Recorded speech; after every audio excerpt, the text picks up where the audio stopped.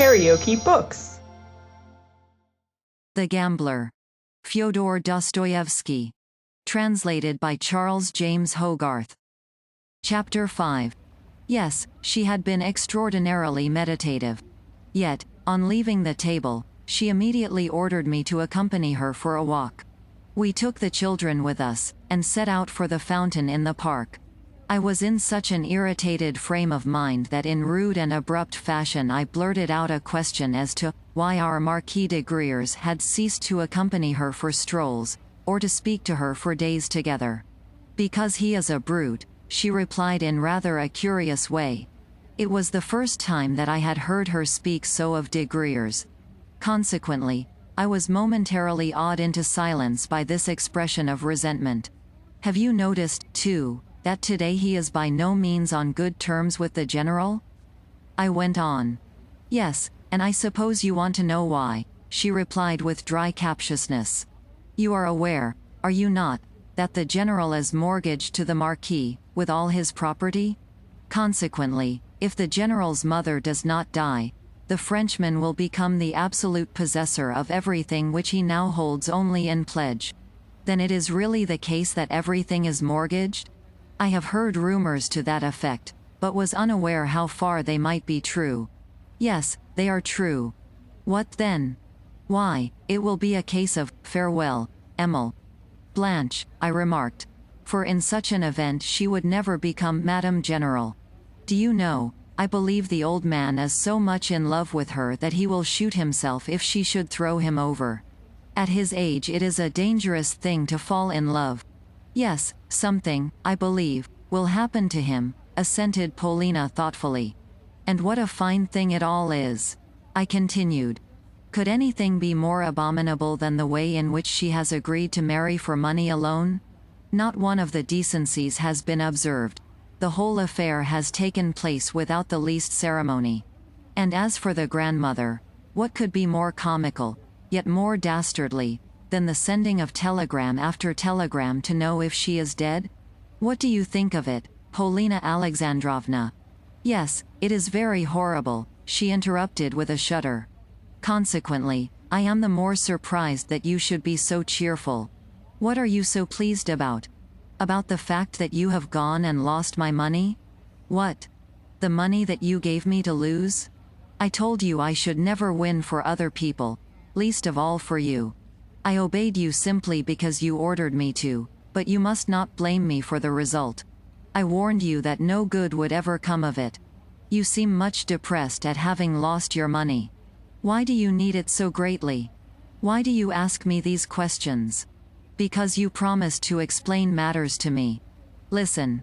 I am certain that, as soon as ever I begin to play for myself, and I still have 120 gulden left, I shall win. You can then take of me what you require." She made a contemptuous grimace.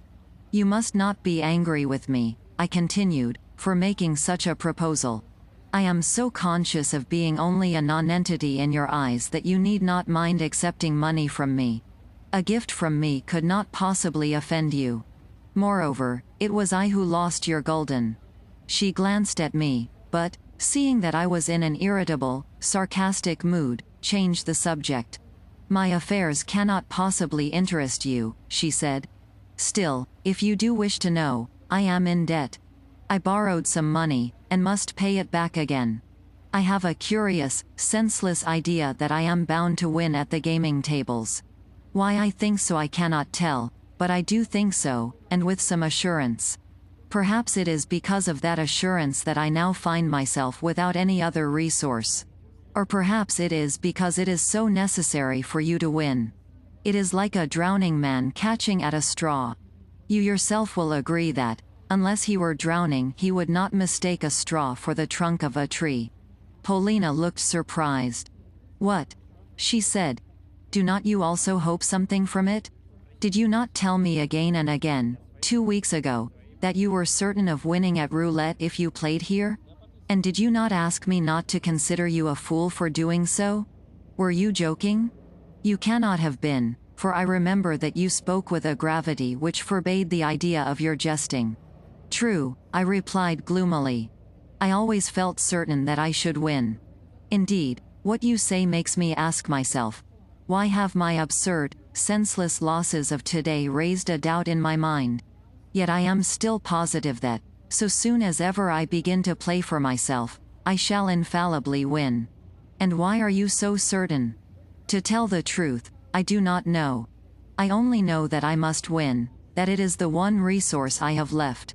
Yes, why do I feel so assured on the point? Perhaps because one cannot help winning if one is fanatically certain of doing so. Yet I dare wager that you do not think me capable of serious feeling in the matter? I do not care whether you are so or not, answered Polina with calm indifference. Well, since you ask me, I do doubt your ability to take anything seriously. You are capable of worrying, but not deeply. You are too ill-regulated and unsettled a person for that. But why do you want money? Not a single one of the reasons which you have given can be looked upon as serious.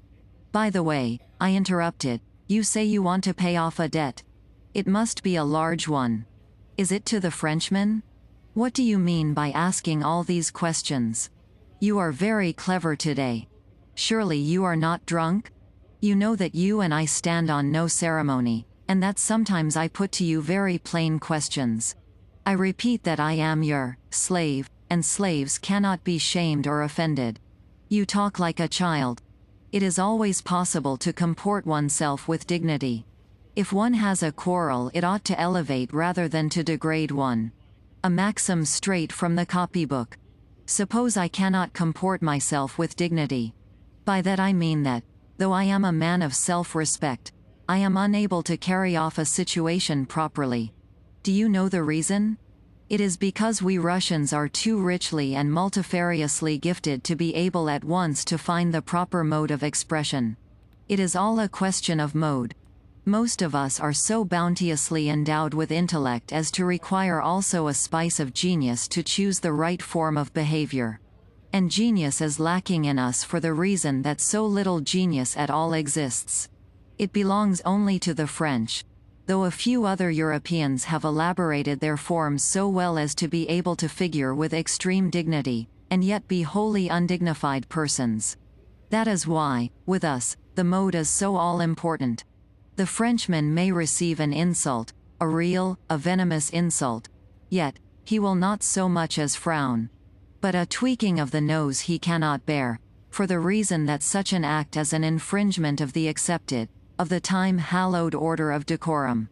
That is why our good ladies are so fond of Frenchmen. The Frenchman's manners, they say, are perfect. But in my opinion there is no such thing as a Frenchman's manners. The Frenchman is only a bird, the coq gaulois. At the same time, as I am not a woman, I do not properly understand the question.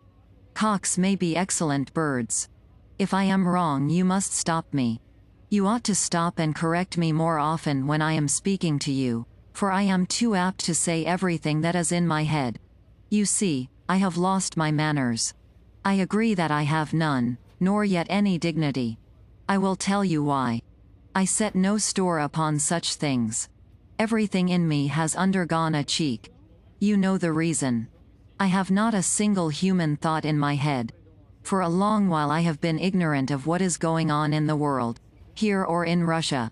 I have been to Dresden, yet am completely in the dark as to what Dresden is like.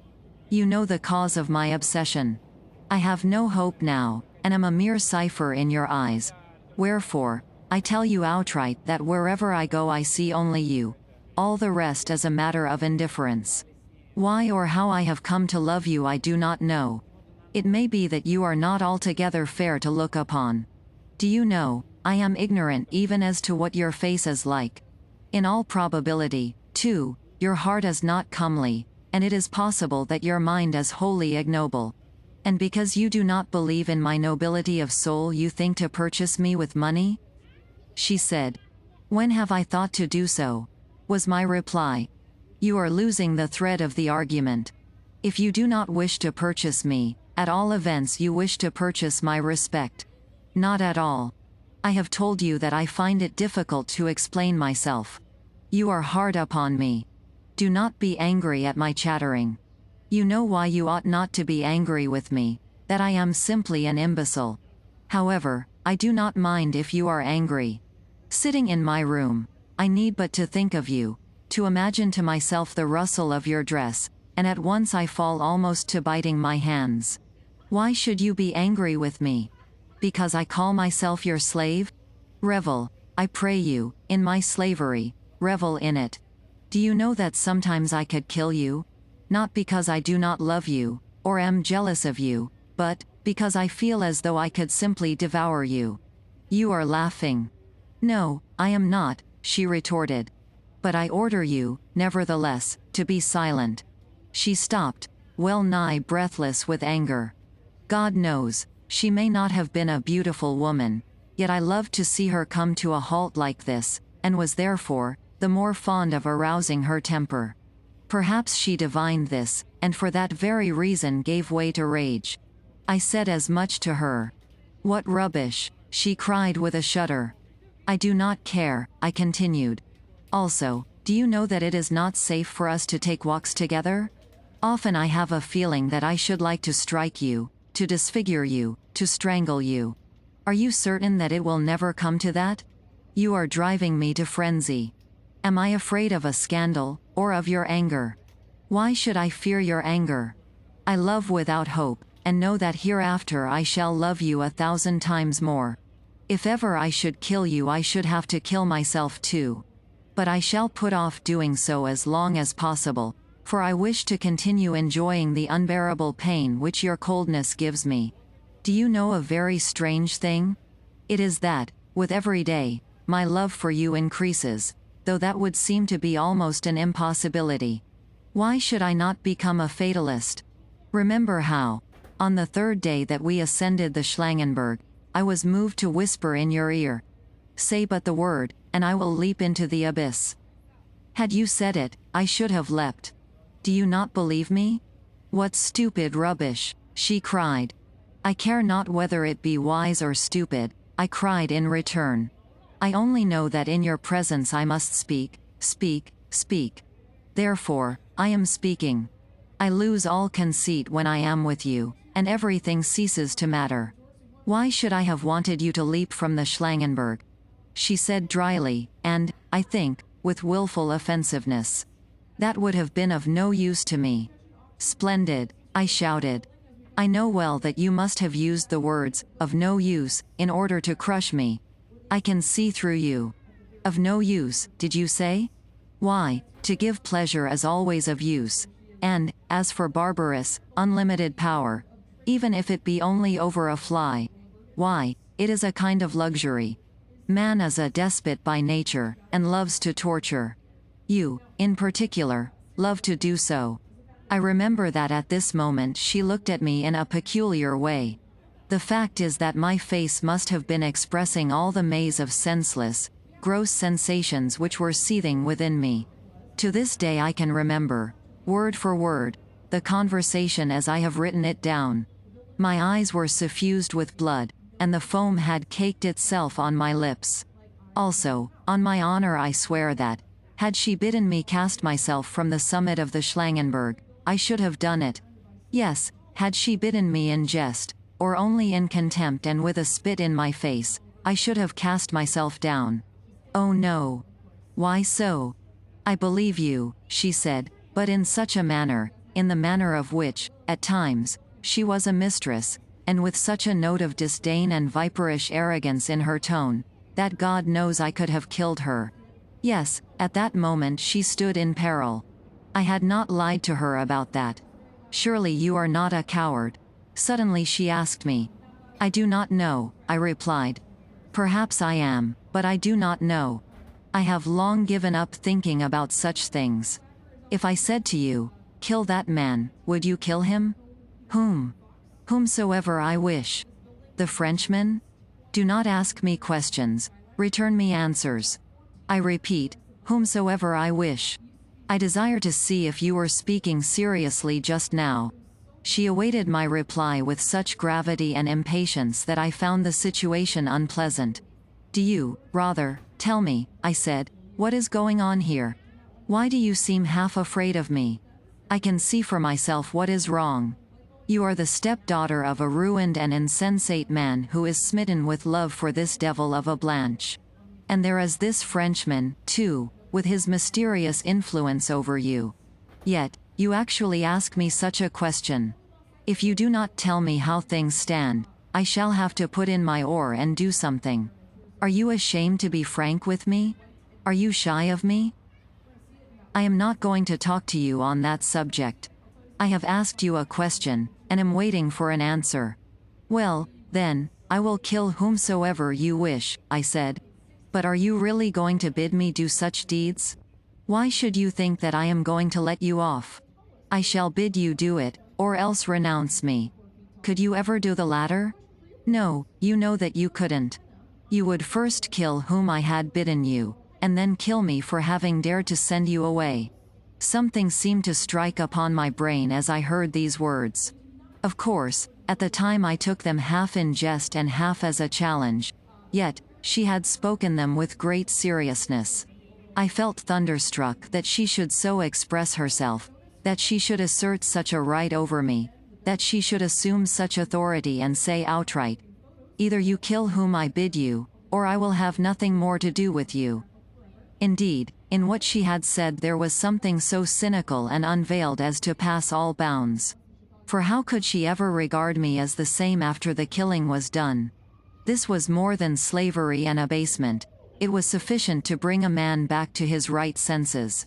Yet, despite the outrageous improbability of our conversation, my heart shook within me. Suddenly, she burst out laughing.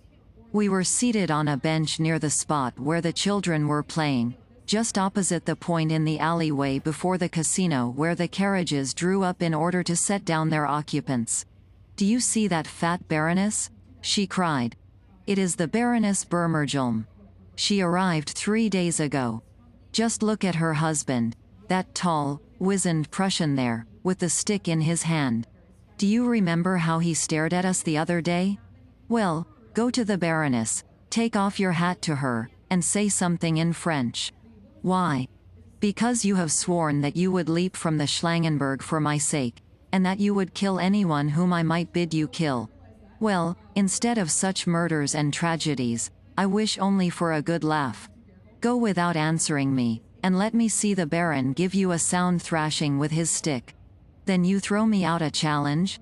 You think that I will not do it? Yes, I do challenge you. Go, for such is my will. Then I will go, however mad be your fancy. Only, look here.